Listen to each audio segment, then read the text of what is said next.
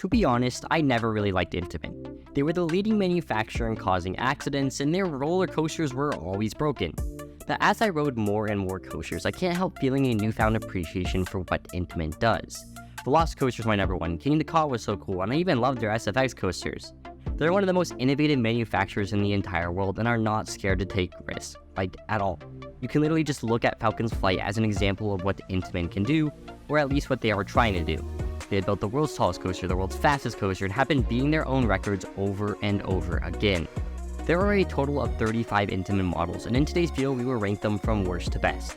In part 1, we will be discussing the first 20 models, and in part 2, which will come out this Saturday, we will discuss the top 15. We have a lot of content to cover, so let's just get straight into the video. The worst Intamin model to ever exist on planet Earth was the Space Diver. There was only one of these ever built, which kind of shows that it's bad already. This was a super compact coaster that was part of Six Flags' relocation program, which wanted to milk every single dollar out of a cheap investment. Just watching the POV for this coaster has me extremely uncomfortable. The super compact layout mixed with super tight turns does not look enjoyable at all. In addition to just being a terrible ride, it had terrible operations and was always broken, so this is classic Intamin for ya. I'm glad to say they have improved a little bit. A slightly better model that falls in the 34th spot is their children's coaster. When I was scrolling through Intamin's website and RCTV, I didn't think I had been on an Intamin's children's coaster until it said Woodstock Express, and I was like, oh hey, I did ride that piece of crap. It did nothing and was uncomfortable. Though I'm not the target audience, I don't think this model is that good because it is mild in forces. Next up is the Intamin Family Coaster model. Basically, this is a more upscaled children's coaster. It looks more reformed and rides more reformed. The only two family coasters built are both in Turkey, and they don't look to be the most amazing ride experience in the world.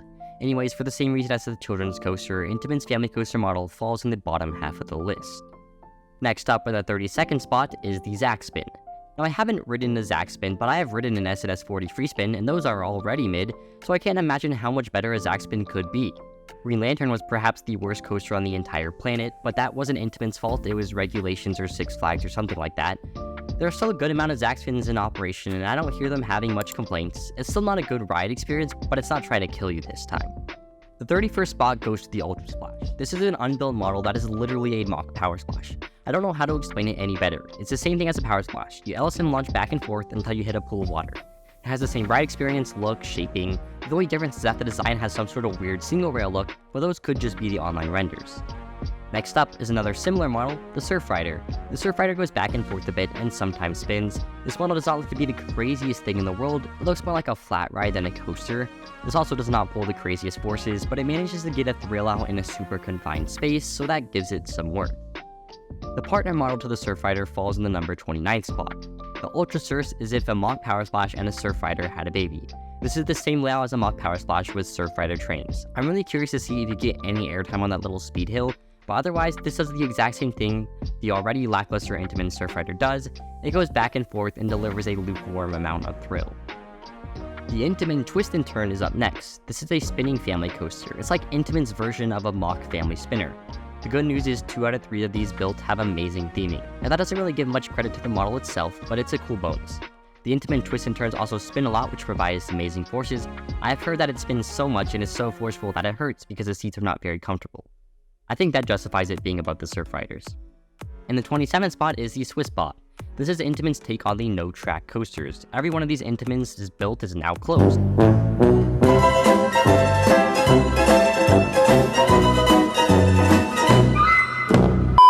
I can't say I'm surprised. These look like operational nightmares and are too much work to even have open. Nevertheless, these things look scary because you aren't on an exact track when flying through the layout. These coasters don't provide any serious forces, but the quirkiness of the model is what makes them stand out. Next up is the Intamin Mine Train. When you think of manufacturers that make mine trains, Intamin is probably the last that comes to mind, but they in fact have made 2 of them. One of them is Ulven at Bakken, and then there's Mine Train Coaster at Happy Valley. Now I just have to say Mine Train Coaster looks sick because of the amazing theming. These coasters don't do much, it goes slightly fast and has good laterals, but that's all what you're gonna expect from a mine train anyways. The 25th spot goes to the Suspended Family Coaster. There are 2 of these built in the entire world. One of them is Fast and Furious, I don't know how to pronounce it. This coaster is indoors and is super well themed, and what else would you expect from Warner Bros. Movie World Abu Dhabi? The more common known Suspended Family Coaster is Dragon Kanjin at Juris Summerland. This is the Thrill Family Coaster. It's really close to being a thrill coaster. There's no airtime, but there's tons of positive Gs, and it's so rough, so it can add to the intensity somewhat. Overall, a super cool model that's probably not going to sell that much. In the 24th spot is the stand-up coaster.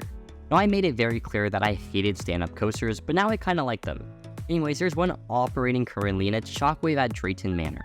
Shockwave is the only standing coaster to feature a 0G roll, and it does give some standing 0Gs. However, like a lot of other stand-up coasters, it's quite rough and can be very uncomfortable, which stops this model from being truly elite. Next up is the reverse freefall. These are super tall coasters that launch up and come back. Now, I don't really like reverse freefalls. I find them relatively boring. It's literally just a wind machine for me. They don't bring the fear in like King the Caw, but they go just as tall and just as fast. I don't know if it's the bulky restraints or the idea that you aren't going a full circuit. I don't know. I just find reverse freefalls kind of meh. Nevertheless, they are better than all the other models that we have talked about so far, earning them the number 23 spot. The 22nd spot goes to Wooden Coaster. Hey yo, what the Now, to stop any confusion before it starts, this is not the Intamin prefabricated coaster that will definitely be in Saturday's video, but this is the normal Intamin Wooden Coaster. Some popular coasters that came from this model are American Eagle at Great America and Regina 2 at the Tobu Zoo. Every wood coaster is a little different, but generally this model has a good diversity of forces with a lot of airtime. These coasters can be a little shaky, so that hurts it a little bit overall, but still a very good model. Next up is the Intamin Impulse. These coasters are all super quirky. They are inverted and launch and swing back and forth. They have very good weightlessness in the transitions, and the spirals add much needed intensity.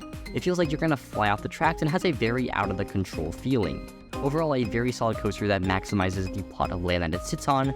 Operations could be a little bad though. The Fly Rider falls into the 20th spot. This is an Intamin surf rider with wing coaster trains. Currently, the only one in the world is sitting in China. Unfortunately, it's SBNO, but maybe it will open one day. The coaster uses LSMs and can be ridden in both directions. The LSMs swing back and forth, so where you sit doesn't really matter. This coaster is filled with positive Gs in the valleys and weightlessness on the massive spikes. This thing goes 62 miles per hour, so you know it's going to be a somewhat good ride.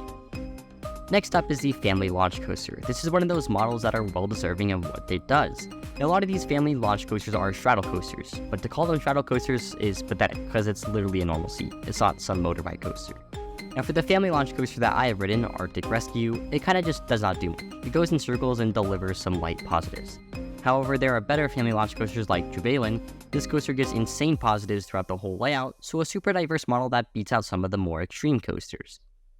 In the 18th spot is the Aquatrax. This is a water coaster that is really cool. Currently, the only one built is at Lotte World Korea, and this coaster has an insane layout for a water coaster. This thing literally has insane Maverick-like S-bends on a water coaster.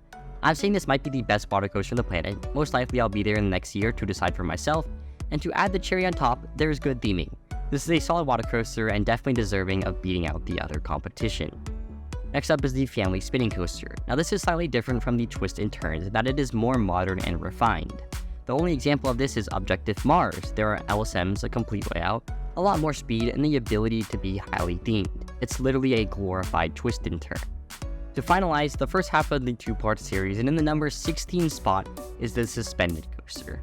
I feel like this is where we draw the line at truly elite models, so there's a lot of exciting stuff to come into the next video. Classic examples of the suspended coaster are Volcano the Blast Coaster, Tornado, and my personal favorite, Dueling Dragon.